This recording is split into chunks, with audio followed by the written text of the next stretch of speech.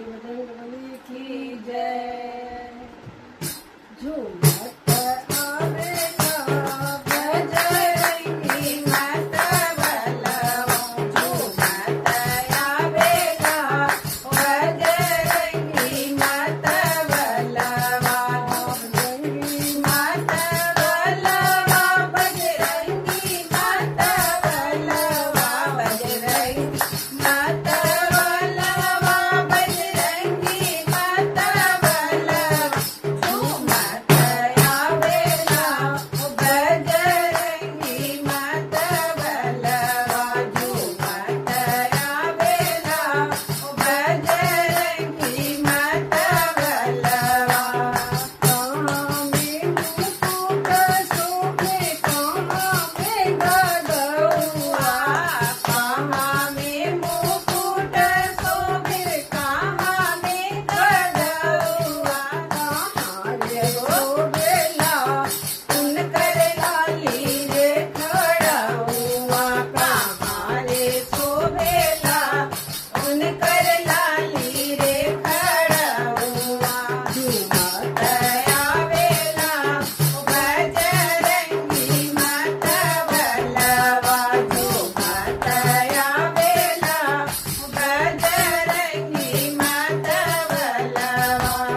कौने काने राम शोभे, कौने काने लक्ष्मण, कौने काने राम शोभे, कौने काने लक्ष्मण, कहाँ रे शोभेला उनकर तुलसी के मालवा, कहाँ रे शोभेला उनकर तुलसी के मालवा, झूमत आवेला बजरंगी मत बलवा, झूमत आवेला बजरंगी मत बलवा।